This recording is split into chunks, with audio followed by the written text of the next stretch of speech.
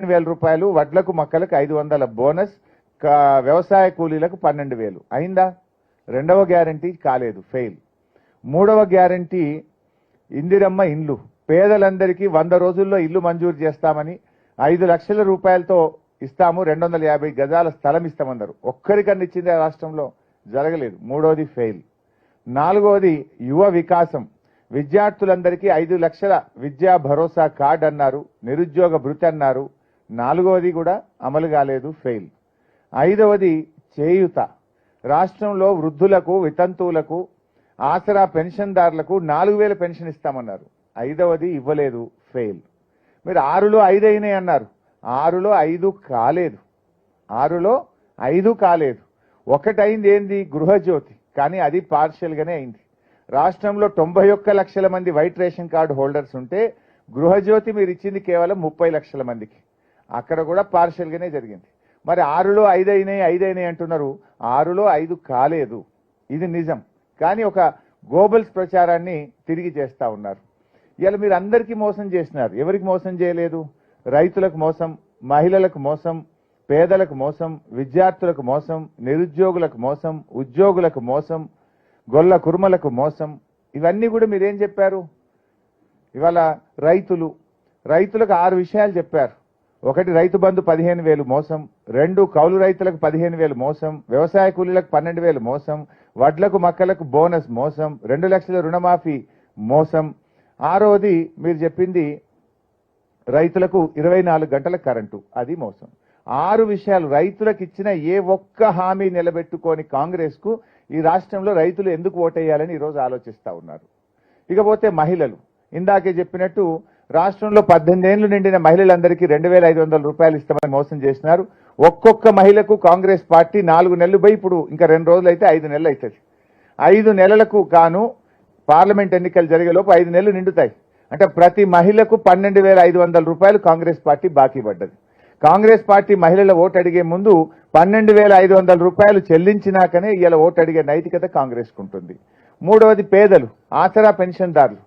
ఇలా బాధాకరం ఏంటంటే 4,000 మాట దేవుడెరుగు కానీ ఈ 4 నెలల్లో జనవరి నెల పేదలకిచ్చే పెన్షన్ను ఎగరగొట్టేసింది. ఆ 2,000 కూడా ఇవ్వలే. ఒక నెల జనవరిలో వృద్ధులకు, వితంతువులకు పెన్షనే ఇవ్వకుండా ఎగరగొట్టేసినారు. అన్న వస్త్రానికి పోతే ఉన్న వస్త్రం పోయినట్టు 4,000 ఆశపడితే ఒక నెల 2,000 పెన్షన్ ఎగరగొట్టి పేదలకు అన్యాయం చేశారు. విద్యార్థులు, ఇవాళ భరోసా కార్డు ఇంకా ప్రారంభమే లేదు. నిరుద్యోగులు 4,000 నిరుద్యోగ భృతి ఇస్తామని చెప్పి స్వయంగా ప్రియాంక గాంధీ గారు చెప్పారు, మేనిఫెస్టోలో పెట్టారు, రేవంత్ రెడ్డి గారు చెప్పారు. మేము అసెంబ్లీలో ఎప్పటి నుంచి అమలు చేస్తారంటే బట్టి విక్రమార్క గారు లేచి, మీరందరూ సాక్ష్యం దానికి, మేము నిరుద్యోగ భృతి ఇస్తామని ఎక్కడా చెప్పలేదు, 6 గ్యారెంటీల్లో చెప్పలేదు, ఎన్నికల్లో చెప్పలేదు అని నిండు అసెంబ్లీలో పట్టపగలు అబద్ధమాడి చేతులు ఎత్తేసిన తీరు పట్ల ఇవాళ రాష్ట్రంలోని నిరుద్యోగులు చాలా తీవ్రమైనటువంటి ఆగ్రహంతో ఉన్నారు. ఉద్యోగులకు మోసం, మేనిఫెస్టోలో వాళ్ళు ఏం రాశారు? మేము అధికారంలోకి రాగానే వెంటనే ఉద్యోగులకు పెండింగ్ లో ఉన్న 3 డిఏలు ఇస్తామన్నారు. 3 ఇప్పుడు 4వ డిఏ కూడా కేంద్ర ప్రభుత్వం ఇచ్చింది. ఇవాళ 4 డిఏలు పెండింగ్ పెట్టి రిటైర్ అయిన ఉద్యోగులకు పెన్షనరీ బెనిఫిట్స్ ఇవ్వకుండా రాష్ట్రంలోని ఉద్యోగులను కూడా కాంగ్రెస్ పార్టీ మోసం చేసింది. అందువల్ల ఇవాళ రాష్ట్ర ప్రజలు తప్పకుండా నిజంగా మార్పు కోరుకుంటున్నారు. నిజంగా ఈ కాంగ్రెస్ పార్టీ ఎందుకు ఓటేశాము, వద్దురో నాయన ఈ కాంగ్రెస్ పాలన అనే పరిస్థితి 5 నెలల్లోనే వచ్చింది. ఇవాళ రైతులు కేసీఆర్ను గుర్తు చేసుకుంటున్నారు, మహిళలు కేసీఆర్ను గుర్తు చేసుకుంటున్నారు, పెన్షన్దారులు తిరిగి కేసీఆర్ను గుర్తు చేసుకునేటువంటి పరిస్థితి ఇవాళ స్పష్టంగా కనబడతా ఉంది. ఇవాళ మనం మన చట్ట ప్రకారంగా ఎవరైనా ఒక చెక్ ఇచ్చారనుకోండి, చెక్ బౌన్స్ అయితే ఏమవుతుంది? చట్ట ప్రకారంగా శిక్ష పడుతుంది. కానీ ఈ రాష్ట్రంలో కాంగ్రెస్ పార్టీ ఇచ్చిన బాండ్ పేపర్ బౌన్స్ అయింది. బాండ్ పేపర్ బౌన్స్ అయినప్పుడు శిక్ష పడాలనే వద్దా కాంగ్రెస్కు? మీ బాండ్ పేపర్ మీద 100 రోజుల్లో 6 గ్యారెంటీలు అమలు చేస్తాం, పదవీ బాధ్యతలు చేపట్టగానే మొదటి సంతకం 6 గ్యారెంటీల మీద అన్నారు, మొదటి అసెంబ్లీలో చట్టబద్ధత తెస్తామన్నారు, 100 రోజుల్లో అమలు చేస్తామన్నారు. You are failed in all these 3 issues. ఒకటి, మొదటి సంతకం పెట్టలేదు, అసెంబ్లీలో చట్టబద్ధత తేలేదు, 100 రోజుల్లో అమలు చేయలేదు. అందువల్ల బాండ్ పేపర్ బౌన్స్ చేసిన కాంగ్రెస్ పార్టీకి ఈ పార్లమెంట్ ఎన్నికల్లో ప్రజలు శిక్ష వేయాలని ఈరోజు డిసైడ్ చేసుకున్నారు. కానీ ఇలా కొత్త నాటకం కూడా స్టార్ట్ చేసినాడు ముఖ్యమంత్రి గారు. అసెంబ్లీ ఎలక్షన్ల ముందు ప్రామిసరీ నోట్లు, ఇప్పుడు అన్ని గాడ్ ప్రామిస్లు. అసెంబ్లీ ఎన్నికల ముందు ప్రామిసరీ నోట్లు ఇచ్చి ప్రజల్ని ఓట్లు వేయించుకునే ప్రయత్నం చేశారు. ఇప్పుడు తాజాగా ఏ ఊరికి పోతే ఆ ఊరి దేవుడి మీద ఒట్టు పెట్టి ఓట్లు వేయించుకునే ప్రయత్నంలో ఇవాళ మన కాంగ్రెస్ ప్రభుత్వం ముఖ్యమంత్రి రేవంత్ రెడ్డి గారు ఉన్నారు. డెఫినెట్గా వాళ్ళకి తగిన గుణపాఠం తప్పదు. ఈ గాడ్ ప్రామిస్లను ప్రజలు ఇవాళ నమ్మే పరిస్థితుల్లో లేరు. అందువల్ల ఇవాళ ప్రజలు కూడా ఆలోచిస్తున్నారు. ఈ బాండ్ పేపర్ బౌన్స్ చేసిన కాంగ్రెస్కు గుణపాఠం చెప్తేనే రేపు ప్రజలకు ఇవాళ 6 గ్యారంటీలు అమలవుతాయని ఆ దిశగా ఇవాళ రాష్ట్ర ప్రజలందరూ కూడా ఆలోచిస్తూ ఉన్నారు. ఎందుకంటే మీరు 6 గ్యారంటీల విషయంలో ఆ రోజు కాళ్ళల్లో మొక్కి చేతులల్లో మొక్కి ప్రజల్ని నమ్మించి ఇలా బాండ్ పేపర్ల మీద రాసిస్తేనే ప్రజలు నమ్ముతారని చెప్పి మీరు నమ్మించి మోసం చేసింది కనుక డెఫినెట్గా మీకు తగిన గుణపాఠం ఇలా ప్రజలు చెప్పేటువంటి పరిస్థితుల్లో ఉన్నారు. ముఖ్యంగా ఇలా హామీల గురించి ప్రశ్నిస్తే కూడా రేవంత్ రెడ్డి గారు మంత్రుల భాష పట్ల కూడా ప్రజలు తీవ్ర ఆగ్రహంగా ఉన్నారు. వాళ్ళు ఇలా రాక్షసంగా మాట్లాడుతున్నారు. రైతు బంధు రాలేదు అంటే ఏమంటున్నారు? చెప్పుతో కొట్టండి అని మంత్రులు మాట్లాడుతున్నారు. మరి నిన్న వ్యవసాయ శాఖ మంత్రి తుమ్మల నాగేశ్వరరావు గారే అన్నారు, నాకు రైతు బంధు రాలేదు అన్నాడు. మరి ఇప్పుడు ఎవరితో చెప్పుతో కొట్టాలి? ఒక మంత్రి ఏమో రైతు బంధు అడిగితే చెప్పుతో కొట్టాలన్నాడు. ఇంకొక మంత్రి గారేమో స్వయంగా రాష్ట్ర వ్యవసాయ శాఖ మంత్రి గారే నాకే రైతు బంధు రాలేదు అంటున్నాడు. కాంగ్రెస్ పార్టీ కార్యకర్తలే ఒక మంత్రిని పట్టుకొని రైతు బంధు పడలేదు అని నిలదీసినటువంటి పరిస్థితి. అమ్మా నువ్వేమో 5 ఎకరాల దాకా పడ్డాయన్నావు, నాకు 3 ఎకరాలే ఉంది, నాకు పడలేదు అని చెప్పి స్వయంగా సీతక్క గారిని వాళ్ళ కాంగ్రెస్ పార్టీ కార్యకర్తనే ఒక సభలో నిలదీసినటువంటి పరిస్థితి మనం చూస్తూ ఉన్నాం. అంటే ఇవాళ ఈ ప్రభుత్వం ఢిల్లీకి మూటలు పంపడం మీద ఉన్న శ్రద్ధ 6 గ్యారంటీల అమలు విషయంలో లేకుండా పోయింది. ఇవాళ పార్లమెంట్ ఎన్నికల సందర్భంగా అన్పార్లమెంటరీ లాంగ్వేజ్తో రేవంత్ రెడ్డి గారు రెచ్చిపోతా ఉన్నారు. దీన్ని ఇవాళ ప్రజలు నచ్చట్లేదు. ఇవాళ మీరు చూడండి రేవంత్ రెడ్డి గారి భాష కానీ బాడీ లాంగ్వేజ్ కానీ ఇవాళ రాష్ట్రం యొక్క పరువు తీసే విధంగా, అరే తెలంగాణ రాష్ట్ర ముఖ్యమంత్రి ఇట్లా మాట్లాడతాడా, ఇదేం భాష అని ప్రజలు అసహ్యించుకుంటున్నారు. ఒక ముఖ్యమంత్రి గారు మాట్లాడే భాష వల్ల రాష్ట్రం యొక్క గౌరవం తగ్గే విధంగా ఇవాళ రేవంత్ రెడ్డి గారి వ్యవహార శైలి, ఆయన భాష ఉన్నది. ఆయన అంటారు రాష్ట్రంలో తెలంగాణ సాధించిన కేసీఆర్ను 10 ఏళ్ళు ముఖ్యమంత్రిగా పనిచేసిన కేసీఆర్ గారిని పట్టుకొని నీ పేగులు తీసి మెడలేసుకుంటాను ఒక ముఖ్యమంత్రి గారు మాట్లాడొచ్చునా? నీ కనుగుడ్లు తీసి గోటీలాడతా అని చెప్పి ఇవాళ రేవంత్ రెడ్డి గారు ఆ భాష వాడడాన్ని ఇవాళ తెలంగాణ ప్రజలు అంగీకరించొద్దనుకుంటున్నారు. నువ్వు ఆయన బట్టలు ఉడబిక్తా డ్రాయర్ ఉడబిక్తా అని ఒక ముఖ్యమంత్రి తెలంగాణ సాధించిన అంత సీనియర్ నాయకుడు ఆయన వయసును కూడా గౌరవించకుండా ఆయన సీనియారిటీని గౌరవించకుండా నువ్వు మాట్లాడితే is it fair on your part? Is it the way you are ruling the state? అంటే ఇవాళ రాష్ట్రంలో యువతకు కానీ రేపటి తరం రాజకీయ నాయకులకు నువ్వు ఇచ్చే సందేశం ఏంది? ఇవాళ రాష్ట్ర ప్రజలు దాన్ని ఒప్పుకునే పరిస్థితులు లేరు. ఇలా కేసీఆర్ గారి పట్ల కానీ మీరు వాడుతున్న భాష పట్ల మీ యొక్క బాడీ లాంగ్వేజ్ పట్ల నీ యాటిట్యూడ్ పట్ల ఇవాళ రాష్ట్ర ప్రజలు తప్పకుండా తగిన గుణపాఠం చెప్పేటువంటి పరిస్థితుల్లో ఇవాళ ప్రజలు ఆలోచిస్తూ ఉన్నారు. ఎందుకంటే ఆయన ప్రయత్నం వల్ల కూడా మీరు చూస్తే కేసీఆర్ గారు ఏం చేస్తే దాన్ని రివర్స్ చేసే ఆలోచనలో ఉన్నాడు. ఇలా కొత్త జిల్లాలు ఏర్పాటు చేసి పరిపాలన వికేంద్రీకరణ జరిగితే ఈయనంటాడు జిల్లాలు తీసేస్తా అంటాడు. ఏ జిల్లా తీస్తావు? జిల్లాలు తీస్తే ప్రజలు ఊరుకుంటారా? జిల్లాలు తీయడం ద్వారా నువ్వు ఏం మెసేజ్ ఇవ్వాలనుకున్నావు? ఒక కొత్త జిల్లా వస్తే ఇలా భూపాలపల్లి జిల్లా వచ్చింది. అక్కడ ఏం బెనిఫిట్ వచ్చింది? అక్కడ ఒక మెడికల్ కాలేజ్ వచ్చింది, ఒక జిల్లా ఆసుపత్రి వచ్చింది. జిల్లా రావడం ద్వారా ఉన్నత అధికారులు వచ్చి అక్కడ అడ్మినిస్ట్రేషన్ ఫోకస్ రావడం ద్వారా ప్రజలకు పరిపాలన దగ్గరగా వచ్చింది. దాన్ని తీసేయాలనుకుంటున్నారా మీరు? ఇలా ఒక నాగర్ కర్నూలు, ఒక భూపాలపల్లి, ఒక ములుగు జిల్లా, ఒక ట్రైబల్ డిస్ట్రిక్ట్స్, ఇలాంటి గద్వాల్ లాంటి ప్రాంతం అక్కడ ఇలా పరిపాలన ప్రజలకు దగ్గరగా వచ్చి ప్రజలకు మేలు జరుగుతూ ఉంటే నేను జిల్లాలు తగ్గిస్తా కమిషన్ వేస్తా అని రేవంత్ రెడ్డి గారు మాట్లాడడం అంటే ఇది ఇది ఇది ముందుకు పోవడం కాదు, వెనక్కి పోవడం. ఇది సరి అయినటువంటి పద్ధతి కాదు. అంటే ఒక గుడ్డి వ్యతిరేకతతో కేవలం పగ ప్రతీకారంతో ఇవాళ ప్రభుత్వాన్ని నడుపుతున్నట్టు కనబడుతుంది తప్ప మేము గత ప్రభుత్వం కంటే మేలుగా పనిచేస్తాము, బాగా పనిచేసి పేరు తెచ్చుకునేటువంటిది ఈ ప్రభుత్వంలో కనబడతలేదు. ఎంతసేపు పగ ప్రతీకారం అనేటువంటిది మాత్రమే రేవంత్ రెడ్డి గారిలో ఈరోజు కనబడతా ఉంది. మీరేమన్నారు ఆ రోజు? మాటలు కోటలు దాటుతున్నాయి, చేతల్లో గడప దాటని పరిస్థితి రేవంత్ రెడ్డి ప్రభుత్వాన్ని. ఆ రోజు ఏమన్నారు? ప్రమాణ స్వీకారం చేసేటప్పుడు ప్రగతి భవన్ ముందు ఇనుప కంచెలు బద్దలు కొడుతున్నామో అన్నారు. అది పెట్టిందే కాంగ్రెస్ ప్రభుత్వం. మీ మేనిఫెస్టోలో ఏం చెప్పారు? ప్రతిరోజు ముఖ్యమంత్రి ప్రజల్ని కలుస్తాడు, మేము మాది ప్రజాపాలన అన్నారు. ఏం జరిగింది? మొదటి రోజే కలిసిండు రేవంత్ రెడ్డి. ఒక్కరోజు మొదటి రోజు మాత్రమే ప్రజల్ని కలిసిండు. మళ్ళా ప్రజల్ని కలిస్తే ఒట్టు. రెండవ రోజు మంత్రులు పోయినరు, వాళ్ళు ఒక 2 రోజులు కలిసిండ్రు. ఇక మూడో రోజు తర్వాత అవుట్ సోర్సింగ్ ఉద్యోగులే మిగిలింది అక్కడ. మరి ఇదేనా ప్రజాపాలన? నువ్వు బద్దలు కొట్టి ఏం చేసినావు? ప్రజలకు దొరకకుండా అయినావు. నువ్వు ప్రజల్ని నువ్వు కలుస్తలేవు. ఈరోజు ఇలా 3,50,000 దరఖాస్తులు వచ్చినాయి ప్రజాపాలనలో. ఒక్క దరఖాస్తు అయినా పరిష్కారం అయిందా? ఆ కాయిదాలన్నీ ఎక్కడ పోయినాయి? ప్రజలు ఎంతో దూరంతో ఆశతో ముఖ్యమంత్రి కలుస్తాడని వస్తే నువ్వు కలవకపోతివి, నీ మంత్రులు కలవకపోయే. పెట్టిన దరఖాస్తులకు ఈ రోజు వరకు స్పందన లేదు, దాని యొక్క ఫలితం లేదు. 3,50,000 దరఖాస్తులు ఇప్పటి వరకు వచ్చినట్టు సమాచారం. దాని మీద వైట్ పేపర్ రిలీజ్ చేయండి. మీరు ఎంతమందికి మేలు చేసిండ్రు, ఆ 3,50,000 దరఖాస్తుల్లో ఎన్ని పరిష్కారమైనవో చెప్పగలుగుతారా? అంటే మీ ప్రజాపాలన అట్టర్ ఫ్లాప్.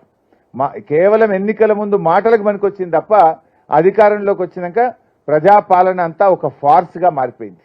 ప్రజల్ని కలవడం అనేటువంటిది లేదు అనేది ఇవాళ అర్థమైపోయింది. రేవంత్ రెడ్డి గారు ఎంతసేపు గతంలో ప్రతిపక్షంలో ఉన్నా, ఇప్పుడు అధికారంలో ఉన్నా సోషల్ మీడియాను దుర్వినియోగం చేసి ప్రతిపక్ష నాయకుల యొక్క క్యారెక్టర్ అసాసినేషన్ చేయడము, వాళ్ళ మీద బురద జల్లేటువంటి ప్రయత్నం చేయడము, ప్రజల్లో అనుమానాలు కలిగించేటువంటి ప్రయత్నంలోనే ఆయన ఎక్కువ చొరవ చూపుతున్నాడు. వాస్తవంగా డెలివరీ తక్కువైంది. ఎంతసేపు ప్రతిపక్షాల మీద ఇబ్బంది పెట్టేటువంటి విషయమే తప్ప ఇంకోటి ఏముంది? ఇవాళ మా సోషల్ మీడియా యాక్టివిస్ట్ అయినటువంటి సాల్వాజీ మాధవ్ మీద ఇవాళ అక్రమ కేసు పెట్టి ఆయన్ని జైల్లో పెట్టారు. ఇక బీఆర్ఎస్ కార్యకర్తలు ఎవరైనా సోషల్ మీడియాలో పోస్టులు పెడితే ఈయన పోలీసులు పిలిచి బెదిరిస్తున్నారు, డిలీట్ చేయమంటున్నారు, అక్రమ కేసులు పెడతా ఉన్నారు. ఇది ఆ ప్రజాపాలన? అంటే ప్రజలకు స్వేచ్ఛ లేకుండా చేసి ప్రతిపక్షాలను గొంతు నొక్కి ప్రతిపక్ష కార్యకర్తల మీద అక్రమ కేసులు పెట్టి భయభ్రాంతులకు గురి చేసి నువ్వు ప్రజాపాలన చేస్తున్నా అని ఎవరి చెవుల్లో పువ్వులు పెడతా ఉన్నారు. ఇవన్నీ కూడా ఇవాళ ప్రజలు గమనిస్తూ ఉన్నారు. గతంలో నువ్వేమన్నావు? పార్టీలు మారే వాళ్ళని రాళ్లతో కొట్టి చంపాలని మాట్లాడినావు, రాళ్లతో కొట్టాలన్నావు. ఇవాళ ఏం చేస్తుండ్రు? ఇవాళ అప్పుడేమో ప్రవచనాలు చెప్పిండు పార్టీలు మారే వాళ్ళను రాళ్లతో కొట్టాలని. ఆ ప్రవచనాలు చెప్పిన రేవంత్ రెడ్డి ఇలా ఎడాపెడా కండువాలు కప్తూనే ఉన్నాడు. ఇంకా బాధ ఏంటంటే వాళ్ళ కాంగ్రెస్ పార్టీ జాతీయ మేనిఫెస్టో హైదరాబాద్లో రిలీజ్ చేసిండ్రు. మేనిఫెస్టోలో ఏముందంటే ఎవరైనా పార్టీలు మారితే ఆన్ ద స్పాట్ వాళ్ళ సభ్యత్వం పోవాలని ఆ మేనిఫెస్టోలో ఉంది. అదే వేదిక మీద బీఆర్ఎస్ ఎమ్మెల్యేలను కూర్చోబెట్టిండ్రు. బీఆర్ఎస్ పార్టీ మీద గెలిచిన ఎమ్మెల్యేలను కూర్చోబెడితే నీ మేనిఫెస్టో ఫార్సా లేదా నువ్వు చెప్పే మాటలు తప్ప? ఏది నమ్మాలి ప్రజల్ని? ఇప్పుడు ఇంకా జోక్ ఏంటంటే నువ్వు 100 రోజులు అమలు చేస్తున్నా అన్న నీ మేనిఫెస్టోని అట్టర్ ఫ్లాప్ అయితే ఇప్పుడు మళ్ళీ కొత్త మేనిఫెస్టో రిలీజ్ చేసిండ్రు. ఎట్లా నమ్మాలి నీ మేనిఫెస్టోను? నువ్వు ఇచ్చిన మేనిఫెస్టోనే నువ్వు అమలు చేయడంలో దారుణంగా ఫెయిల్ అయిపోయి మళ్ళీ కొత్త మేనిఫెస్టో పెట్టడం అంటే ఇది ప్రజల్ని మోసపుచ్చడం. ప్రజలు తెలివైన వాళ్ళు. ఒకసారంటే నీ మాటలు నమ్మొచ్చు, మోసపోవచ్చు, కానీ ప్రతిసారి ప్రజల్ని మోసపుచ్చుతా అంటే అది జరగదనేటువంటి విషయాన్ని ఇవాళ రేవంత్ రెడ్డి గారు మరి గుర్తుపెట్టుకోవాల్సినటువంటి అవసరం ఉంది. ఇవాళ ప్రజలు కూడా డెఫినెట్గా మార్పు కోరుకుంటున్నారు. ఈ కాంగ్రెస్ పార్టీ నుంచి మార్పు కోవాలనుకుంటున్నారు, కాంగ్రెస్ పార్టీకి బుద్ధి చెప్పాలనుకుంటున్నారు. గ్యారంటీల అమలు విషయంలో ఫెయిల్ అయిపోయి ఇవాళ బీజేపీతో అంతర్గత ఒప్పందం పెట్టుకున్నారు. కాంగ్రెస్ పార్టీ ఇవాళ రాష్ట్రంలో 8 సీట్లలో కాంగ్రెస్ గెలిచే విధంగా బీజేపీ సహకరిస్తుంది, మరో 8 సీట్లలో బీజేపీ గెలిచే విధంగా కాంగ్రెస్ సహకరిస్తుంది. విషయాలు ప్రజలకు అర్థమైనాయి. 2 పార్టీలకు ప్రజలు బుద్ధి చెప్తారు. మీరు అంతర్గత చీకటి ఒప్పందాలు చేసుకున్నారు. బట్ డెఫినెట్గా ఇలా ప్రజలు ఏం కోరుకుంటున్నారంటే ప్రశ్నించే గొంతుగా ఉండాలి. ఈ తెలంగాణ హక్కులు కాపాడబడాలంటే బీఆర్ఎస్ పార్టీ అయితేనే కాపాడగలుగుతుంది అని కోరుకుంటా ఉన్నారు.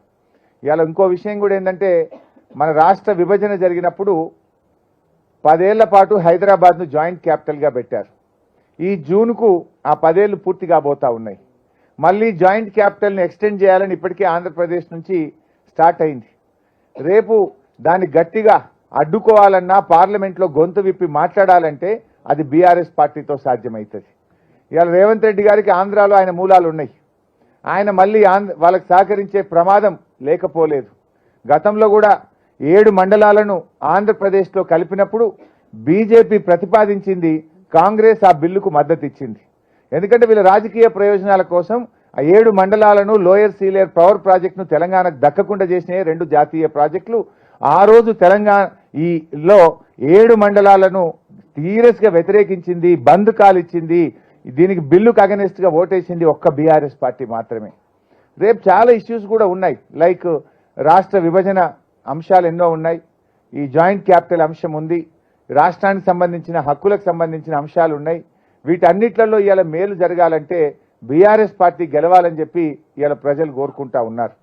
రెండు జాతీయ పార్టీలు కూడా తెలంగాణకు అన్యాయమే చేసినాయి. ఇవాళ బీజేపీ పార్టీ కూడా తెలంగాణకు ఏమిచ్చింది? దేశంలో 157 మెడికల్ కాలేజీలు, నర్సింగ్ కాలేజీలు ఇచ్చినా తెలంగాణకు ఒక్కటి ఇవ్వలేదు. నవోదయ విద్యాలయాలు అడిగితే ఇవ్వలేదు.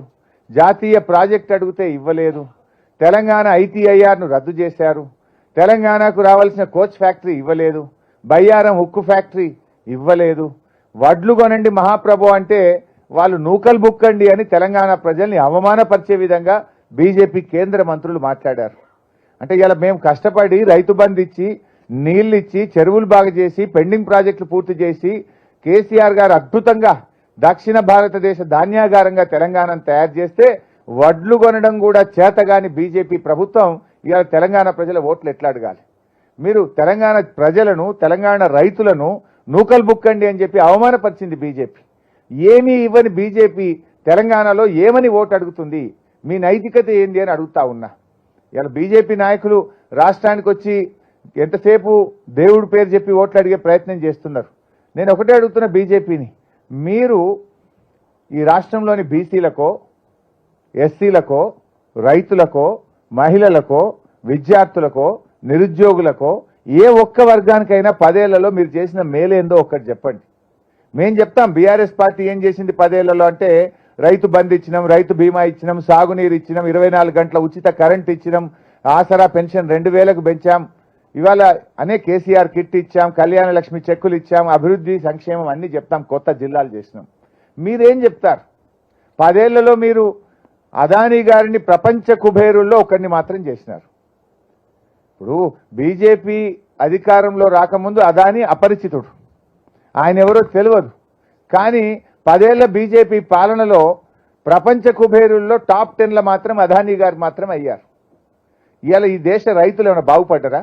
మీరు తెచ్చిన నల్ల చట్టాలు వద్దు మహాప్రభు అని ధర్నాలు చేసిన ఢిల్లీ నడివీధుల్లో రైతుల మీద లాఠీ చార్జీలు, బాష్పవాయు గోళాలు, రబ్బర్ బుల్లెట్లు కొట్టి 700 మంది రైతులను ఇలా పొట్టన పెట్టుకున్నది బీజేపీ.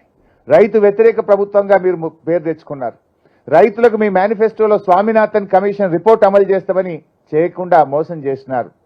మద్దతు ధరకు చట్టబద్ధత తెస్తామని బీజేపీ రైతుల్ని మోసం చేసింది. ఏమిచ్చింది బీజేపీ? పేదలకు ఏమిచ్చారు? ఈ రాష్ట్రానికి ఏమిచ్చారు? ఏ వర్గం మీ 10 ఏళ్ల హయాంలో బాగుపడ్డది? ఇవాళ ప్రజలకు సమాధానం చెప్పాల్సిన అవసరం ఉంది. అందువల్ల ఇవాళ దళితుల విషయంలో కూడా ఇవాళ ఎస్సీలు కూడా ఆలోచిస్తున్నారు. ఎందుకంటే ఇవాళ బీజేపీ వర్గీకరణ చేస్తామని చెప్పి వాళ్ళు కనీసం బిల్లు మూవ్ చేయలేదు, వాళ్ళ మేనిఫెస్టోలో కూడా పెట్టినటువంటి పరిస్థితి లేదు. ఇవాళ బీజేపీ హయాంలో జీఎస్టీ రూపంలో ధరలు పెరిగినాయి, పేదల నడ్డీ విరిగింది. ఇవాళ పెట్రోల్ డీజిల్ ధరలు, ప్రపంచంలో క్రూడ్ ఆయిల్ ధరలు తగ్గినాయి, బీజేపీ పాలనలో పెట్రోల్ డీజిల్ ధరలు పెరిగాయి. ఇవాళ గ్యాస్ సిలిండర్ ధరను 1000 రూపాయలకు పెంచింది కూడా బీజేపీ. అంటే బీజేపీ ధరలు పెంచింది, పేదలను ఇబ్బంది పెట్టింది తప్ప ఏ ఒక్క వర్గానికి కూడా ఇవాళ బీజేపీ మేలు చేయలేకపోయింది. అందువల్ల ఇవాళ బీజేపీ ఈ రాష్ట్రం యొక్క ప్రయోజనాలను దెబ్బతీసింది. ఇవాళ బీజేపీ ఎంతసేపు మాట్లాడితే భక్తి, ధార్మికం గురించి మాట్లాడతారు. కేసీఆర్ కంటే భక్తిపరుడు ఇంకోళ్ళు ఉంటారా? కేసీఆర్ కంటే ధార్మికంగా ఉన్న ముఖ్యమంత్రి ఈ దేశంలో ఏ బీజేపీ ముఖ్యమంత్రి అయినా ఉన్నారా? గతంలో దేవాలయాల నిధులు ప్రభుత్వాలు వాడితే ప్రభుత్వ నిధులను దేవాలయాలకు ఇచ్చిన మొదటి ముఖ్యమంత్రి కేసీఆర్. అత్యద్భుతంగా యాదాద్రి దేవాలయం నిర్మించింది కేసీఆర్ గారు. ధూపదీప నైవేద్యాలతో ఇవాళ చాలా బాగా మరి ఆ దేవాలయాల్లో ప్రతిరోజు పూజా కార్యక్రమాలు జరిగే విధంగా చూసింది కేసీఆర్ గారు. ఆ దేవాలయాల్లో నిత్యం పూజా కార్యక్రమాలు నిర్వహించేటువంటి బ్రాహ్మణుల కోసం, పేద బ్రాహ్మణులకు విద్యా ఉపాధి అవకాశాల కోసం నిధులిచ్చింది కేసీఆర్. బ్రాహ్మణ పరిషత్తు గట్టి వాళ్ళను గౌరవించింది కేసీఆర్. ఇట్లా దేవాలయాల విషయంలో, ఆధ్యాత్మికత విషయంలో ఇవాళ కేసీఆర్ గారు బీజేపీ కంటే 2 అడుగులు ముందే ఉన్నారు తప్ప ఎక్కడ కూడా వెనుక ఉన్నది లేదు. అంటే మీరు ఇలా ప్రజల గురించి ఆలోచించాలి. మీ హామీలు చూస్తూ ఉంటే కోటలు దాటుతున్నాయి. ఒకవైపు రాష్ట్రంలో ఎండలు మండుతా ఉన్నాయి. బీజేపీ కాంగ్రెస్ వాళ్ళు ఇచ్చే అబద్ధపు హామీలతో ప్రజల గుండెలు మండుతా ఉన్నాయి. ఎందుకంటే రేవంత్ రెడ్డి గారు అప్పుడే అసెంబ్లీ ఎన్నికల ముందు 6 గ్యారెంటీలు లాంటివి 100 రోజులు అమలు చేస్తాంటివి, అది ఏం చేయలేదు. మళ్ళీ ఇప్పుడు కొత్తగా ఇంకొక హామీల పత్రాన్ని మళ్ళీ ప్రజల ముందు పెట్టివి. ఇది ప్రజల్ని మోసం చేయడం కాదా? ఇలా బీజేపీ కూడా అదే చేస్తూ ఉంది. మీరు 10 ఏళ్ళు అధికారంలో ఉండి ఇచ్చిన హామీలు అమలు చేయకుండా మళ్ళీ కొత్త హామీలతో ప్రజల్ని మోసపుచ్చే ప్రయత్నం చేస్తూ ఉన్నారు. ఇవాళ రాష్ట్రంలో ముఖ్యంగా కేసీఆర్ గారి పర్యటన బస్సు యాత్ర తర్వాత బీఆర్ఎస్ శ్రేణుల్లో అద్భుతమైన ఉత్సాహం వచ్చింది, అద్భుతమైన ప్రజా ఆదరణ వస్తూ ఉంది. మేము ఊహించిన దానికంటే ఎక్కువగా యువత, విద్యార్థులు, రైతులు, మహిళలు స్వచ్ఛందంగా కేసీఆర్ గారి బస్సు యాత్రకు వచ్చి వారికి అపూర్వమైన రీతిలో స్వాగతం పలుకుతా ఉన్నారు. మాకు సంపూర్ణమైన విశ్వాసం కలుగుతా ఉంది. తప్పకుండా ఈ పార్లమెంట్ ఎన్నికల్లో కాంగ్రెస్ బీజేపీల కంటే ఎక్కువ సీట్లు బీఆర్ఎస్ పార్టీ సాధిస్తుంది. ఈ రాష్ట్రంలో అత్యధిక సీట్లు బీఆర్ఎస్ పార్టీ సాధిస్తుంది. ఒక నిశ్శబ్ద విప్లవం ఈ రాష్ట్రంలో రాబోతుందనేటువంటిది స్పష్టంగా మాకు కనబడతా ఉంది. ఎందుకంటే ప్రజలు ఇలా మార్పు కోరుకుంటున్నారు, ఈ కాంగ్రెస్ నుంచి మార్పు కోరుకుంటున్నారు, ఈ రివర్స్ గేర్లో పోతున్న కాంగ్రెస్ గురించి మార్పు కోరుకుంటున్నారు. అసలు ఏ ముఖ్యమంత్రి అయినా, రాష్ట్ర అధినేత రాష్ట్రం దివాలా తీసిందని చెప్తారండి? రాష్ట్రం దివాలా తీసిందని ముఖ్యమంత్రి చెప్తే రాష్ట్రానికి పెట్టుబడులు వస్తాయా? రాష్ట్రంలో పెట్టుబడులు రాకపోతే ఉద్యోగాల కల్పన జరుగుతుందా? రాష్ట్రంలో ఫీల్ గుడ్ ఫ్యాక్టర్ లేకపోతే రాష్ట్ర ప్రభుత్వ ఆదాయం తగ్గిపోదా? ఇవాళ రియల్ ఎస్టేట్ రంగం కుదేలైపోయింది. కొన్ని లక్షల మంది రియల్ ఎస్టేట్ మీద బతికే వాళ్ళు ఇవాళ రోడ్డు మీద పడ్డ పరిస్థితి వచ్చింది. రాష్ట్ర ప్రభుత్వ రిజిస్ట్రేషన్ ఆదాయం తగ్గిపోయింది. రాష్ట్రంలో పెట్టుబడులు తగ్గిపోయినాయి. రాష్ట్రంలో ప్రైవేట్ రంగంలో ఉపాధి కల్పన తగ్గిపోయింది. మీరు ఈ రకంగా మాట్లాడడం వల్ల భవిష్యత్తులో కరెంట్ ఉంటుందో ఉండదో, మీరు మంచినీళ్ళు ఇవ్వకపోవడం వల్ల ఇవాళ కన్ఫ్యూజన్లో పడ్డారు. ఒక దశలో బెంగళూరు నుంచి, మద్రాస్ నుంచి అన్ని పెట్టుబడులు హైదరాబాద్ వైపు చూసినాయి. అక్కడ త్రాగునీటి సమస్య వల్ల, అక్కడ ట్రాఫిక్ కంజెషన్ వల్ల, అక్కడ విద్యుత్ కోతల వల్ల తెలంగాణ వైపు అందరూ చూశారు. కానీ రేవంత్ రెడ్డి గారి తీరు చూసిన తర్వాత రాష్ట్రంలో పెట్టుబడిదారులు ఇలా పునరాలోచనలో పడ్డారు. మీకు పరిపాలన నైపుణ్యం లేక, మీ యొక్క ఆలోచన విధానం వల్ల ఇలా రాష్ట్రానికి మీరు నష్టం చేస్తారు, తీరని నష్టం చేస్తూ ఉన్నారు. కేసీఆర్ గారు 10 ఏళ్ళు ముందుకు తీసుకపోతే ఈ రాష్ట్రాన్ని మీరు వెనక్కు తీసుకుపోతున్నటువంటి పరిస్థితి ఉంది. ఇలా ఒక విశ్వాసం కలిగియాలి, విశ్వసనీయత పెంచాలి. కానీ మీరు ప్రతిపక్షాల మీద బురద జల్లాలని, గత ప్రభుత్వం మీద బురద జల్లాలని చెప్పి రాష్ట్రం పరువు తీసి రాష్ట్ర ప్రయోజనాలను దెబ్బతీసే విధంగా ఇవాళ రేవంత్ రెడ్డి గారి ప్రభుత్వం వ్యవహరిస్తూ ఉంది. ఇవాళ ఇంకో విషయం కూడా సమాధానం చెప్పట్లేదు రేవంత్ రెడ్డి గారు. బీజేపీ నాయకులే, ఎంపీ అరవింద్ గారు, వాళ్ళ శాసనసభా పక్ష నేత మహేశ్వర్ రెడ్డి గారు ఈయన బీజేపీలో చేరతాడని చెప్తున్నారు. ఆగస్టు సంక్షోభం అంటున్నారు. ఈయన మంచోడే కానీ మా బీజేపీలోకి రావాలంటున్నారు. దాన్ని ఎందుకు ఈయన ఖండిస్తలేడు ఇవాళ వరకు? నేను బీజేపీలో చేరను అని ఎందుకు ఖండిస్తలేడు రేవంత్ రెడ్డి గారు? మాట్లాడిన వాళ్ళు ఎవరు? సీనియర్ బీజేపీ నాయకులు, ఎల్పీ నేత మాట్లాడుతున్నాడు. దాని మీద ఈ రోజు వరకు స్పందన లేదు.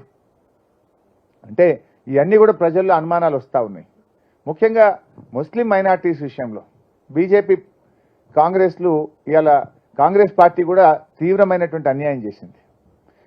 రాష్ట్రంలో ఎన్నికల ముందు ఏం చెప్పారంటే, కవిత గారు అరెస్ట్ కాలేదు కనుక బీజేపీ బీఆర్ఎస్ ఒకటి అనే ఒక దుష్ప్రచారం చేసి, అబద్ధాలను గోబల్స్ ప్రచారం చేసి రాజకీయంగా మైనార్టీల ఓట్లు వేయించుకునే ప్రయత్నం చేశారు.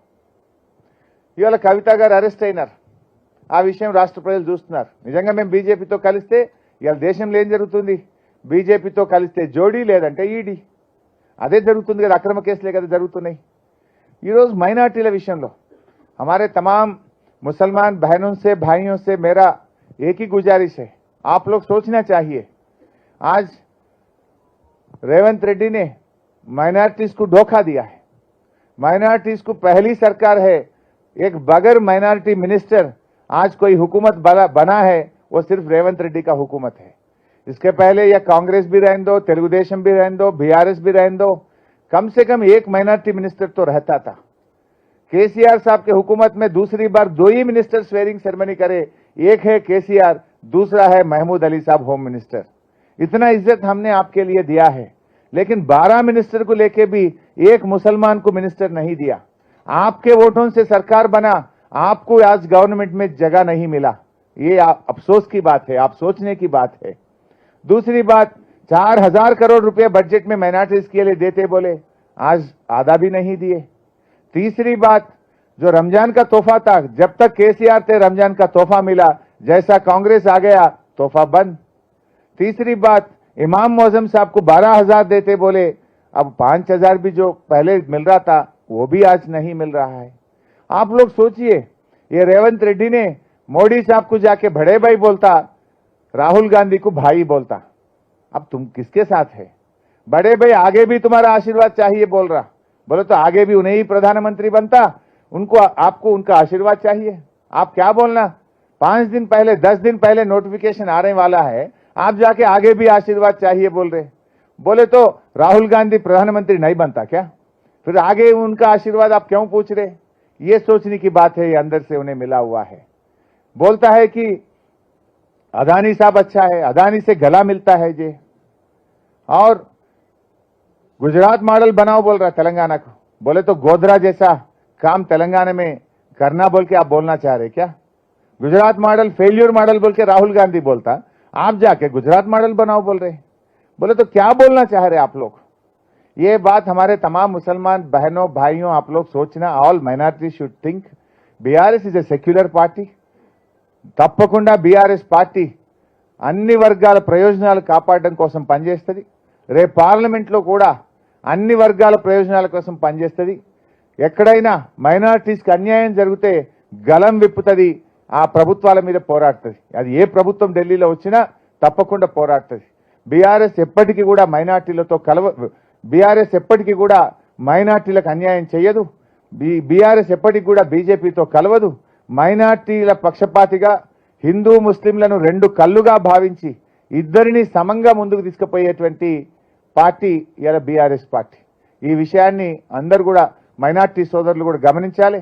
ఇవాళ 8 సీట్లలో బీజేపీ గెలుపుకు పరోక్షంగా రేవంత్ రెడ్డి సహకరిస్తా ఉన్నాడు।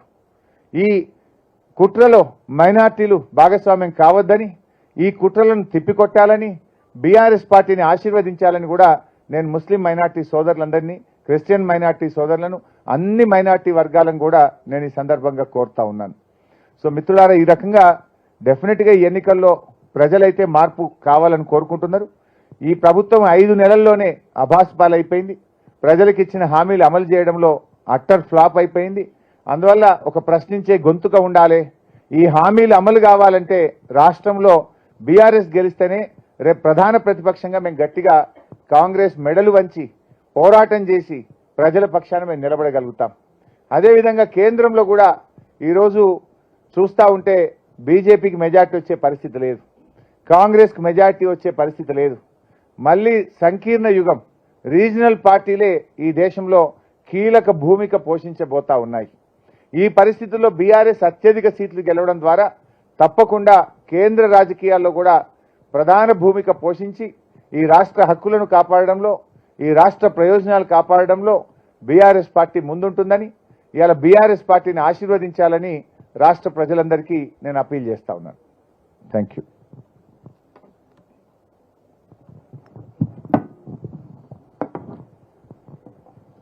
థ్యాంక్ యూ సో మచ్ అండి. అంటే ప్రతిపక్ష నాయకుడుగా చాలా స్ట్రాంగ్ ఆర్గ్యుమెంట్స్ చెప్పారు మీరు, బీఆర్ఎస్కి ఎందుకు ఇప్పుడు అవకాశం ఇవ్వాలి ప్రజలు అన్నది. Before I open the floor to questions, నేను మిమ్మల్ని అడగాలి. ఇప్పుడు మీరు అన్నారు క్వశ్చన్ చేయడానికి కోసం మాకు బీఆర్ఎస్కి ఓట్ ఇవ్వండి అన్నది, కానీ మీ నాయకుడు ఒక క్యాంపెయిన్ మీటింగ్లో చెప్పారు మీ క్యాండిడేటు కేంద్ర మంత్రి అవుతారు అని.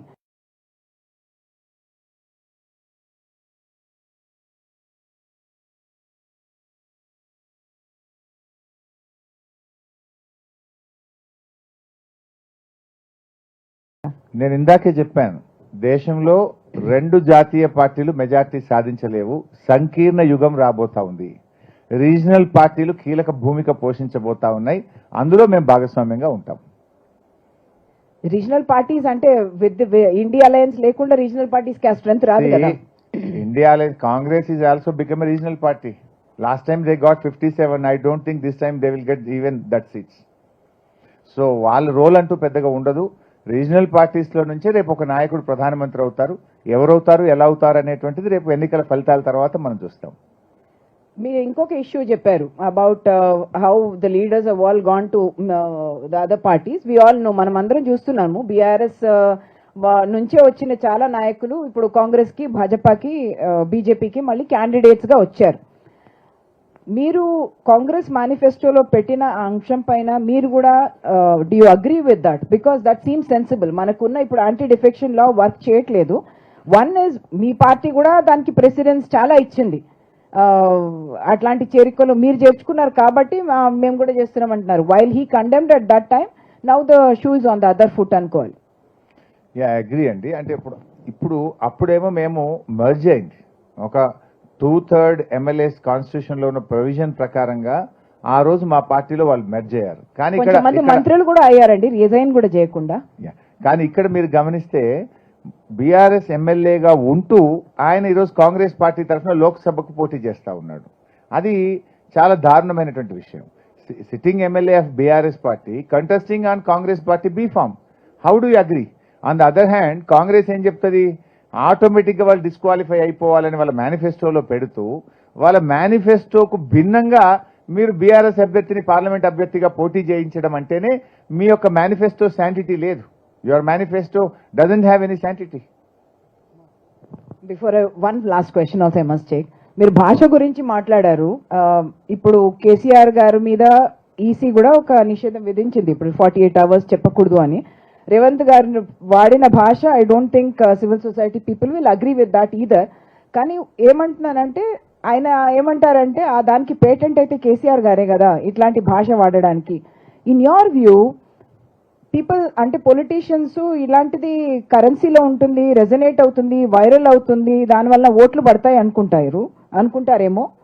But is that true? What is your view అన్నది? భాష విషయంలో కేసీఆర్ గారు ఉద్యమ సమయంలో వాడిన వ్యంగ్యంగా వాడారు తప్ప వారు ఈ రకమైనటువంటి భాష ఎప్పుడు వాడలేరు. దవే పేగులు మెడలు వేసుకుంటా, నీ కండ్ల గుడ్లు బీకి గోటీలు ఆడతా, నీ డ్రాయర్ ఊడబీక్తా, ఈ రకమైన భాష కేసీఆర్ గారు ఎప్పుడు వాడలేరు. దట్టు ఆయన ముఖ్యమంత్రిగా వాడలేరు. ఆయన ఉద్యమ సమయంలో వాడిన వ్యంగ్యం ఉండేది, ప్రజలకు అర్థమయ్యేటట్టు సరళమైన వాడుక భాషలో వారు చెప్పే ప్రయత్నం చేశారు తప్ప ఈ రకమైనటువంటి భాష వాడలేదు. ఇవాళ నిజానికి ముఖ్యమంత్రిగా రేవంత్ రెడ్డి గారు మాట్లాడే భాష పట్ల మాత్రం రాష్ట్రంలో ప్రజలు, విద్యావంతులు, మేధావులు ఎవరు కూడా దాన్ని హర్షించడం లేదు. అది డెఫినెట్గా అది రాష్ట్రానికి కూడా మంచిది కాదు. ఎట్టి పరిస్థితుల్లో ఆయన భాష మార్చుకోవాలి. ఇలా ఒక ప్రభుత్వంలో ఉన్న వ్యక్తి తన పరిపాలన ద్వారా, తన చర్యల ద్వారా మెరుగైన పాలన అందించడం ద్వారా ప్రజల ప్రేమ, ప్రజల మెప్పు పొందాలి తప్ప ఇలాంటి భాష ద్వారా మెప్పు పొందుతారనుకుంటే అది పొరపాటు.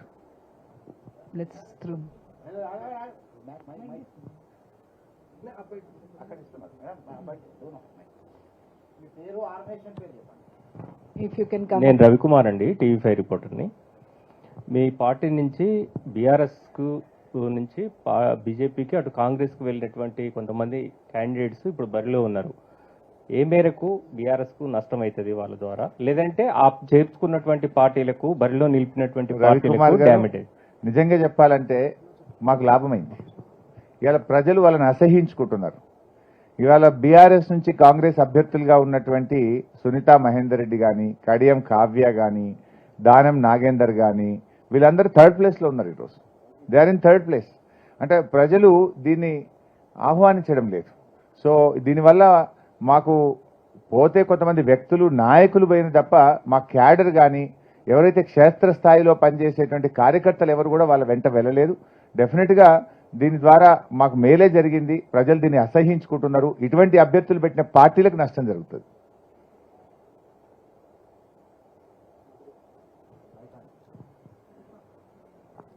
Name and organisation.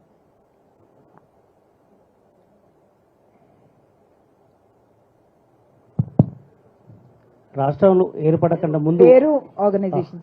K Narender, Zee news Telugu bureau చీఫ్ని. రాష్ట్రం ఏర్పడిన తర్వాత మొదటిసారిగా ఇబ్బందికరంగా ఏర్పడుతోంది, అంటే పార్టీకి గడ్డుకాలం ఉంది అన్నటువంటి ఒక పరిస్థితి వినపడుతోంది. సర్వే ఫలితాలు కూడా ఆల్మోస్ట్ బీఆర్ఎస్కి 1, 2 అంతకంటే మించి ఇవ్వట్లేదు అనేది చాలా అనిపిస్తుంది.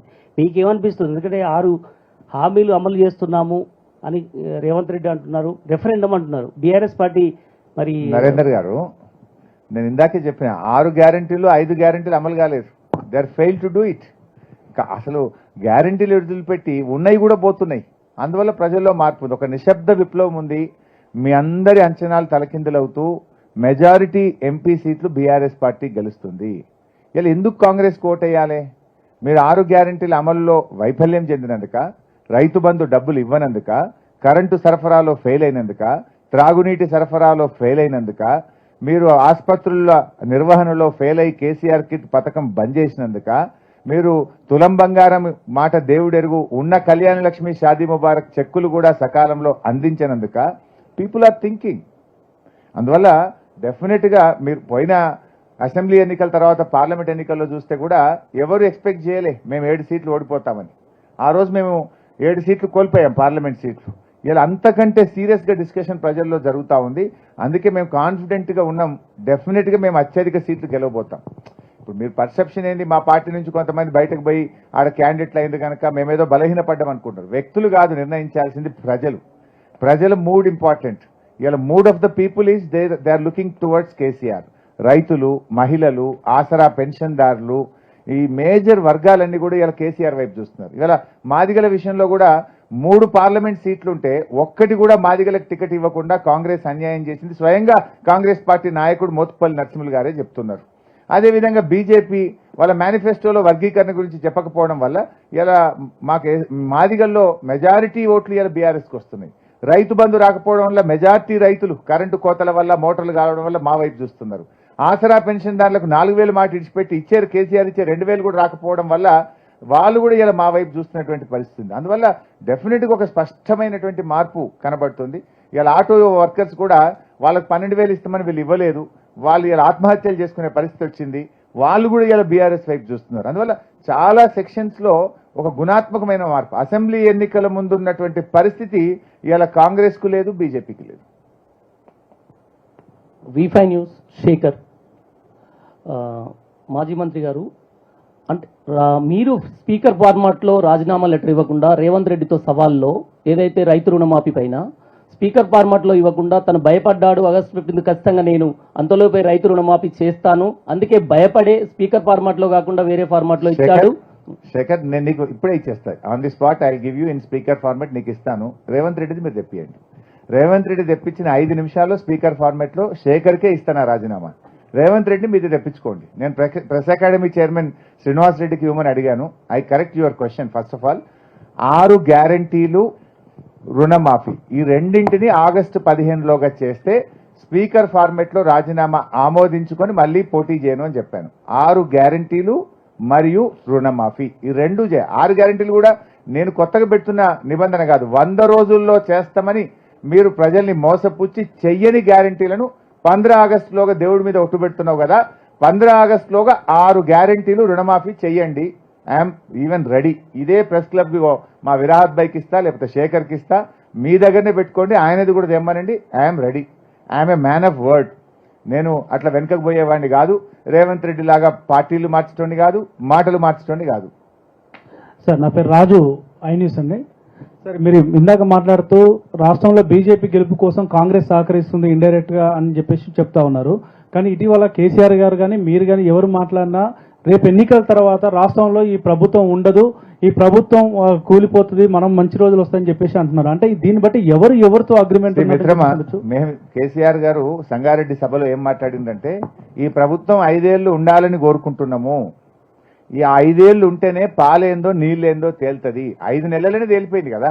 కరెంటు మున్పట్లెక్క వస్తలేదు, మంచినీళ్ళు మున్పట్లెక్క వస్తలేవు, దవాఖాన్ల కేసీఆర్ కిట్ వస్తలేదు, కళ్యాణ లక్ష్మి చెక్ వస్తలేదు, ఇవాళ ఇవన్నీ పంటలు ఎండిపోతున్నాయి. ఇవన్నీ ప్రజలకు అర్థమైంది. ఇంకా 5 ఏళ్ళు ఉంటే ప్రజలు మమ్మల్ని భుజాల మీద ఎత్తుకొని మళ్ళీ మా ప్రభుత్వాన్ని తీసుకొస్తారు, మా పార్టీని తెస్తారు. అందువల్ల మాకేం లేదు. ఇలా ఎవరంటున్నారు?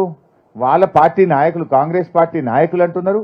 బీజేపీ నాయకుడు మహేశ్వర్ రెడ్డో లేకపోతే సంజయ్ గారో వాళ్ళ నాయకులు మాట్లాడుతున్నారు, ఈ ప్రభుత్వం ఉండదు, ఆగస్టు సంక్షోభం వస్తుంది, ఇది అవుతుందని. బీఆర్ఎస్ అనడం లేదు. మాకు ఒకటే ఉంది, మీరు 5 ఏళ్లు ఉండండి, ప్రజలకు ఇచ్చిన హామీలన్నీ అమలు చేయండి. ఒక్క హామీ కూడా తప్పకుండా మీ 420 హామీలు అమలు చేయాలనే కోరుకుంటున్నాం. మీరు ఎప్పుడు ఈ డిఫెక్షన్స్, గవర్నమెంట్ కూలిపోతుంది అని టాక్ వచ్చేటప్పుడు తెలంగాణలో ఎప్పుడు ఒక మాట వస్తుంది, హరీష్ రావు గారు ఏకనాథ్ షిండే అవుతారు అన్నది. దానికి మీ రియాక్షన్ ఏంటి? మీ తెలుగు బాగా ఇంప్రూవ్ అయింది ఉమా గారు. నాకు తెలుగు బాగానే వస్తుందండి, నేను ఇప్పుడు భయపడతాను ఇక్కడ మాట్లాడడానికి, లేకపోతే బాగానే మాట్లాడతానులేండి. అయితే ఉమా గారు ఇట్లాంటి క్వశ్చన్ కొన్ని వందల సార్లు ఆన్సర్ చేశాను. నేను పదవి కంటే వ్యక్తిత్వానికి ప్రాధాన్యత ఇస్తాను. I don't want to lose my character for a post. ఎందుకంటే పదవి రావచ్చు, పదవి పోవచ్చు, పోయిన వ్యక్తిత్వం మనిషి జీవితంలో పొందలేడు. క్యారెక్టర్కు వ్యక్తిత్వానికి ప్రాధాన్యత ఇచ్చే వ్యక్తిని. ఏదైనా పార్టీ నిర్ణయానికి కేసీఆర్కు లోబడే హరీష్ రావు ఉంటాడు తప్ప he will never become Eknath Shinde or anything else. Harish Rao గారు నమస్కారం. యూసుఫ్ బాబు, ప్రజాపూరు. ప్రస్తుతం తెలంగాణ రాష్ట్రంలో మైనార్టీ వర్గాలు ప్రజా సంఘాల్లో ఒక ఆందోళన కనిపిస్తుంది, చర్చలు జరుగుతున్నాయి. మాస్కులలో కూడా అక్కడక్కడ చర్చలు నడుస్తున్నాయి. మరి చర్చలలో నాకు తెలియదు, నిన్న ఫ్రైడే నేను మాస్క్ ఏమంటే బీఆర్ఎస్ పార్టీ పూర్తిగా కనుమరుగు కాబోతుంది, దాని ప్లేస్లో బీజేపీ వస్తుంది, అయితే రాష్ట్రంలో ఇబ్బందులు వస్తాయనే దాని మీద ప్రజల్లో చర్చ నడుస్తుంది. మీ దృష్టికి వచ్చిందా? వస్తే మీరు అంటే ఒక ప్రాంతీయ పార్టీ అనేది ఇక్కడ అవసరం అనే ఒక ఉంది, ఎందుకంటే తెలుగుదేశం పార్టీ ఎట్లా లేదు ఉన్నా కూడా. యూసుఫ్ బాబు గారు, your question is a very valuable question and a good question. ఆ ప్రశ్నలోనే సమాధానం ఉంది. ఇవాళ ఈ రాష్ట్రంలో బీజేపీ లాంటి మతతత్వ పార్టీ వస్తే మైనార్టీలకు రాబోయే రోజుల్లో ఇబ్బందులు వస్తాయి. రావద్దంటే ఏం చేయాలి మరి? ఆ మైనార్టీలు అందరూ ఒకటై ఇలా బీఆర్ఎస్ పార్టీని కాపాడుకోవాలి. It is your responsibility now. All minority should think. మీరందరూ కూడా ఈ బీఆర్ఎస్ పార్టీని కాపాడుకుంటేనే ఆ స్పేస్ ఇంకొక జాతీయ పార్టీ వాళ్ళు వచ్చి ఇక్కడ ఆక్యుపై చేసుకోవద్దంటే ఇలా ముస్లిం మైనార్టీలు, క్రిస్టియన్ మైనార్టీలు అందరూ కూడా బీఆర్ఎస్ పార్టీకి పార్లమెంట్ ఎన్నికల్లో ఓటేసి బీఆర్ఎస్ పార్టీ అత్యధిక సీట్లు గెలుచుకోవడం ద్వారా మీరు అన్నటువంటి మతతత్వ పార్టీని రాష్ట్రంలో రాకుండా ఆపే అవకాశం ఉంటుంది. ఇవాళ మేము స్పష్టంగా చెప్తున్నాం, ఎట్టి పరిస్థితుల్లో మేము బీజేపీతో కలవము, మతతత్వ శక్తులతో మేము కలవము, మేము సెక్యులర్గా ఉంటామనేది మా పార్టీ ముందు నుంచి చెప్తూ వచ్చింది, ఆచరిస్తూ వచ్చింది, భవిష్యత్తులో కూడా ఆచరిస్తాం. అందువల్ల దట్స్ వై ఐ అపీల్, అవి मेरा स्पीच में भी बोला. అందువల్ల మీరు దయచేసి ముస్లిం మైనార్టీలు అందరూ కూడా ఈ కాంగ్రెస్ ఏంటంటే జాతీయ స్థాయిలో చూపించి ఆటోమేటిక్గా మాకు మైనార్టీ ఓట్లు పడితే అని ఒక ప్రయత్నం చేస్తుండ్రు. ఇవాళ ఇంకొక ఇంపార్टेंट विषय मैं और एक बात भी बोलना चाह रहा हूँ. बहुत सारे जगहों में कांग्रेस पार्टी थर्ड प्लेस में है और जहां पर कांग्रेस पार्टी थर्ड प्लेस में है आप कांग्रेस को वोट डालने में बीजेपी को फायदा पहुंच सकता है. अब देखिए मेदक है, सिकंदराबाद है, एग्जाम्पल बोल रहा हूँ, ऐसे बहुत सारे सीट है. अब सिकंदराबाद में दानम नागेंद्र थर्ड प्लेस में है. आप माइनॉरिटीज दानम नागेंद्र को वोट डालने में किसका फायदा हो सकता? बीजेपी का फायदा हो सकता. वहां पर नंबर 1 में बीआरएस है. अगर से आप बीआरएस को डाले तो एक सेक्युलर पार्टी जीत जाएगा, बीजेपी को हम हरा सकते हैं. जैसा मेदक है वहां बीआरएस नंबर 1 में है, आप वहां कांग्रेस तो थर्ड प्लेस में है, वहां वोट डालने में फायदा बीजेपी को पहुंच सकता. आप लोग सोचना चाहिए, पार्लियामेंट सीट वाइज सोचना चाहिए. सेक्युलर पार्टी को जिताने के लिए आपस में कौन सा फाइट किसके पार्टी में बीच में हो रहा है, नहीं तो बीजेपी को रुकाना है, बीजेपी से टकरा लेना है, कौन सा पार्टी ले सकता है. आप लोग सोच के पार्लियामेंट वाइज सोच के भी आपका निर्णय होना चाहिए. సార్ నేను హిందీ మిలాప్, నా పేరు వికాస్ జగతాబ్.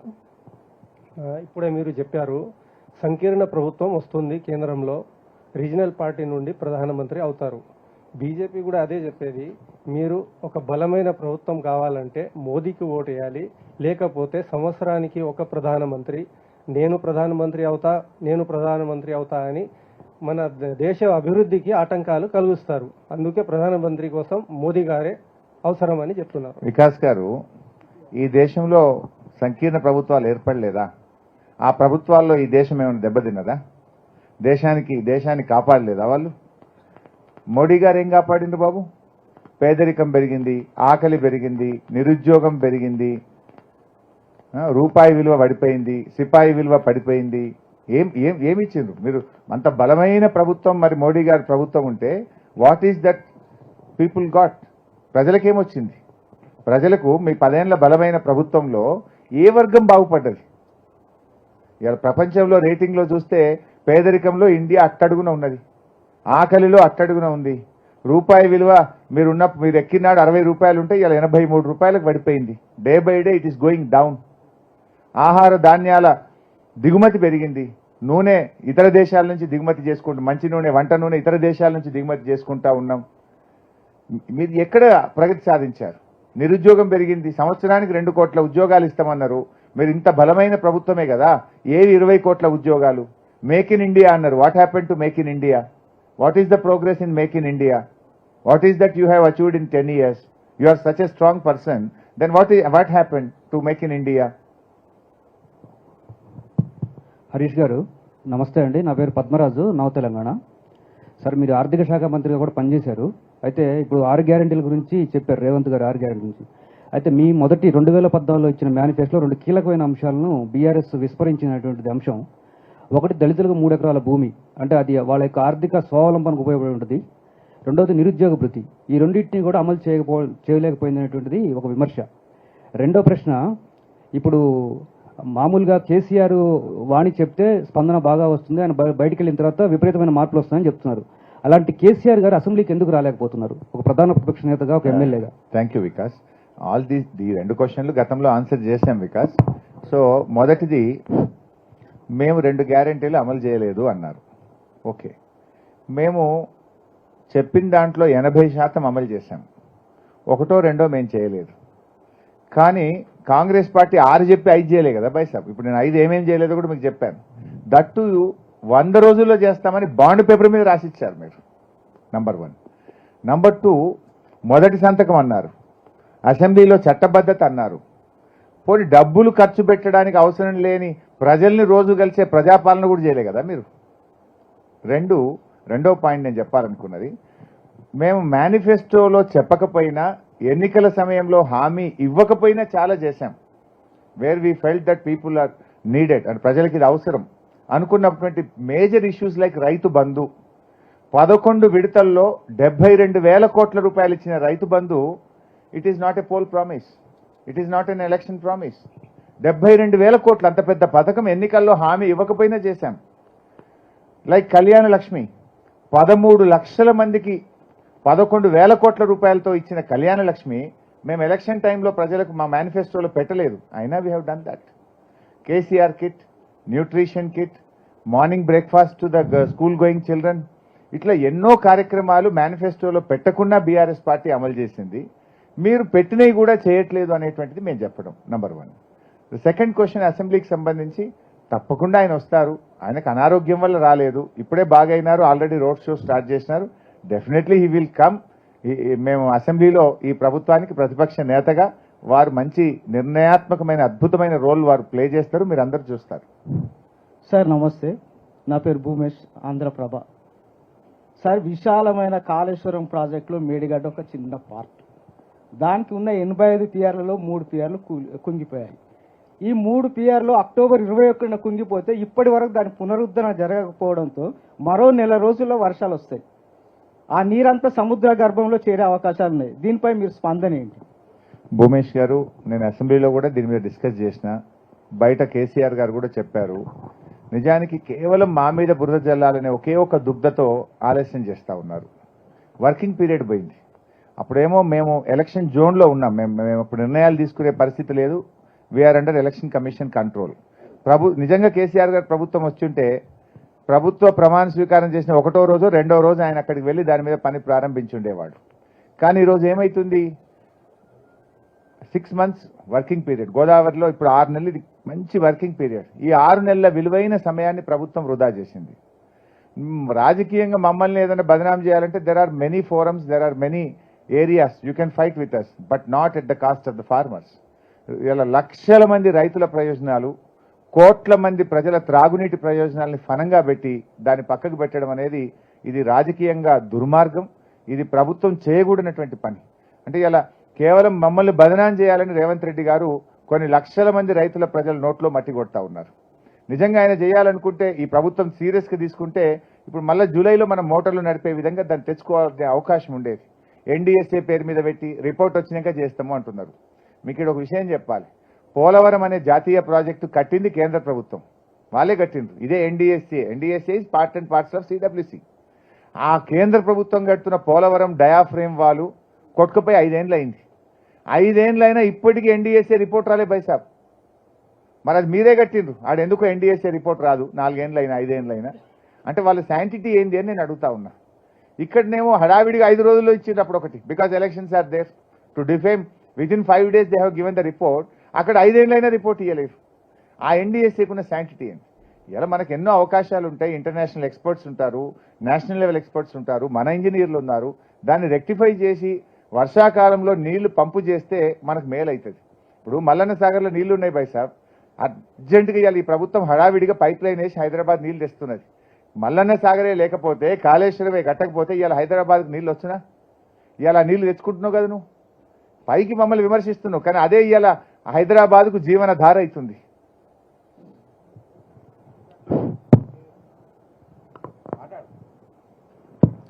నేను సతీష్ అండి, ఎన్టీవీ రిపోర్టర్ని. సార్, ఈ పార్లమెంట్ ఎన్నికల్లో మీకు ఏ పార్టీ నుంచి గట్టి పోటీ అనుకుంటున్నారు? రాష్ట్రంలో అధికారంలో ఉన్న కాంగ్రెస్ పార్టీయా, కేంద్రంలో ఉన్న బీజేపీయా? ఏది మీకు గట్టి పోటీ అనుకుంటున్నారు? మీరు ఎన్ని సీట్లు గెలవబోతున్నారు సార్? మొదటిదేమో కాంగ్రెస్ బీజేపీ కంటే 2 పార్టీల కంటే ఎక్కువ సీట్లు మేము గెలుస్తాం, నంబర్ 1. నంబర్ 2, కొన్ని ప్లేసెస్లో కాంగ్రెస్తో పోటీ ఉంది, కొన్ని ప్లేసెస్లో బీజేపీతో పోటీ ఉంది. అది parliament to parliament, candidate to candidate అది వేరీ అవుతుంది. సార్, నేను కుమార్, ఫైనల్ క్వశ్చన్. V6 వెలుగు నుంచి. సార్, రీజనల్ పార్టీస్ నుంచి ఎవరో ఒకరు పీఎం అవుతారని మీరు చెప్తున్నారు కదా, కేసీఆర్ గారికి ఏమన్నా అవకాశం ఉందా? సో నేను ప్రిడిక్షన్ చేయలేను, ఆస్ట్రాలజిస్ట్ను కాదు. Let us see post election సినారియోలో ఎట్లాంటి సిచ్యువేషన్ ఎమర్జ్ అవుతుంది అనే దాన్ని బట్టి చూద్దాం. సార్, నా పేరు సవీన్ సార్, స్వతంత్ర టీవీ. కాంగ్రెస్ పార్టీ నిన్న విడుదల చేసిన మేనిఫెస్టోలో మీరు 7 మండలాలు ఆంధ్రాకి ఇచ్చారని చెప్తున్నారు. అందులో భద్రాచలం అభివృద్ధికి ఆటంకంగా ఉన్న 5 పంచాయతీలు తిరిగి తెలంగాణలోకి తెస్తాము, హైదరాబాద్కు సుప్రీంకోర్టు బెంచ్, నీతి ఆయోగ్ రీజనల్ ఆఫీస్, పాలమూరు రంగారెడ్డికి జాతీయ హోదా, ఇట్లాంటివి ఎట్లా చూడాల్సి ఉంటుంది? బీఆర్ఎస్ పార్టీగా మీరేం చెప్తారు? ఇది పెద్ద జోక్ కదా బాయ్ సాబ్. Let me finish. It's a big joke కదా కాంగ్రెస్ పార్టీ ఆ మాట చెప్పడం. ఈ 7 మండలాలను, ఈ 5 గ్రామాలను ఆంధ్రాలో కలపడానికి బిల్లుకు సంతకం పెట్టిందే కాంగ్రెస్ పార్టీ. ఇప్పుడు 100 ఎలుకలు తిన్న పిల్లట తీర్థయాత్రలకు పోతా అన్నదట. ఇది అలా కలిపిందే మీరు కదా, ఈ ఊర్లను కలిపిందే మీరు. మళ్ళీ వాపస్ తెస్తాను ఎవరి చెవుల పువ్వు పెడుతున్నారు. ఆ రోజు అపోజ్ చేసింది మేం బై సాబ్. ఇక బీజేపీ బిల్లు ప్రవేశపెట్టింది, బిల్లుకు మద్దతు ఇచ్చింది కాంగ్రెస్ పార్టీ. నువ్వు మళ్ళీ ఇలా వాపస్ తెస్తా అంటే నంబర్ 1. నంబర్ 2, పాలమూరుకు జాతీయ ప్రాజెక్ట్ అన్నారు. ఇది కూడా జోక్ కదా బై సాబ్. ఆ రోజు రాష్ట్ర విభజన బిల్లు తయారు చేసేటప్పుడు కాంగ్రెస్ పార్టీ పోలవరంను జాతీయ ప్రాజెక్టు పెట్టినరు. ఆ రోజే పాలమూరో కాళేశ్వరమో జాతీయ ప్రాజెక్టు పెట్టుంటే ఇవాళ మనకు కూడా పోలవరం లాగా వచ్చింటుండే కదా. ఆ రోజు బిల్లులో పెట్టకుండా తెలంగాణకు అన్యాయం చేసింది కాంగ్రెస్ పార్టీయే.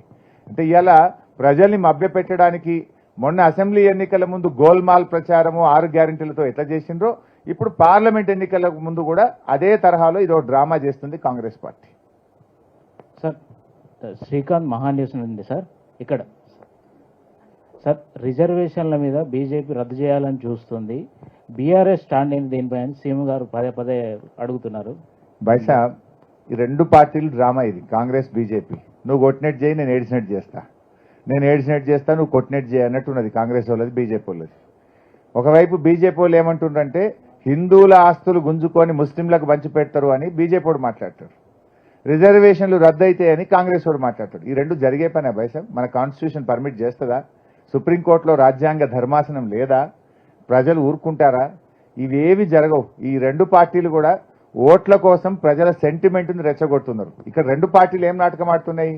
10 ఏళ్ళు అధికారంలో ఉన్న బీజేపీ 10 ఏళ్లలో దేశ ప్రజలకు ఏం చేశామో చెప్పి బీజేపీ ఓటు అడగాలి, కానీ అది అడుగుతలేరు. మంగళసూత్రాలు పోతాయి, మీ ఆస్తులు పోతాయని బీజేపీ మాట్లాడుతుంది. కాంగ్రెస్ ఏం మాట్లాడాలి? 5 నెలలుగా రాష్ట్రంలో అధికారంలో ఉన్న కాంగ్రెస్ పార్టీ ఈ 5 నెలల పాలనలో ప్రజలకిచ్చిన హామీలు అమలైనయా లేదా, గత ప్రభుత్వం కంటే మెరుగ్గా ఏం చేసినామో చెప్పి కాంగ్రెస్ ఓట్లు అడగాలి. కానీ వీళ్ళు తమ పాలనల గురించి చెప్పుకునే పరిస్థితులు అంతా రివర్స్ గేర్ కదా బై సాబ్. కరెంటు వాయ్, మంచినీళ్ళు వాయ్, పంటలు ఎండిపోయి, దవాఖానలు ఖరాబ్ అయిపోయాయి, రివర్స్ గేర్ నడుస్తుంది. చెప్పుకునే దిక్కు లేక, అవకాశం లేక రిజర్వేషన్ అనేటువంటి ఒక అంశాన్ని తెచ్చినారు. దేన్ని కూడా బీఆర్ఎస్ అంగీకరించదు. బీఆర్ఎస్ రిజర్వేషన్లు పెంచాలని, రిజర్వేషన్లను రాష్ట్రాలకే పెంచుకోవడానికి అనుమతి ఇవ్వాలని 2 సార్లు అసెంబ్లీలో తీర్మానం చేసి కేంద్ర ప్రభుత్వానికి పంపాం. బీఆర్ఎస్ ఎంపీలు ఢిల్లీలో లోక్సభలో దీని మీద కేంద్ర ప్రభుత్వాన్ని నిలదీసిండ్రు. 1. 2, హిందువుల ఆస్తులు ముస్లింలకు పంచినా, ముస్లింల ఆస్తులను హిందువులకు పంచినా బీఆర్ఎస్ ఒప్పుకోదు. అందరికీ భారత రాజ్యాంగం ఇక్కడ ఈ దేశంలో బతికే ప్రతి పౌరుడికి సమాన హక్కు కల్పించింది తప్ప ఒకనాస్తి ఒకని పంచడాన్ని మన రాజ్యాంగం, మన కాన్స్టిట్యూషన్ ఒప్పుకోదు. ఇద్దరికి కూడా తెలుసు, వాళ్ళకి రిజర్వేషన్లు పోవని కాంగ్రెస్ వాళ్ళకి తెలుసు, ఆస్తులు పంచాలని బీజేపీ వాళ్ళకి తెలుసు. కేవలం ఓట్లు కొల్లగొట్టడానికి, ప్రజలను సెంటిమెంట్ పేరు మీద ఓట్లు పొందడం కోసం ఆడుతున్న డ్రామా ఈ రెండు పార్టీలు. ఒక దేశంలో అధికారంలో ఉన్నాడు, ఒక రాష్ట్రంలో అధికారంలో ఉన్నాడు.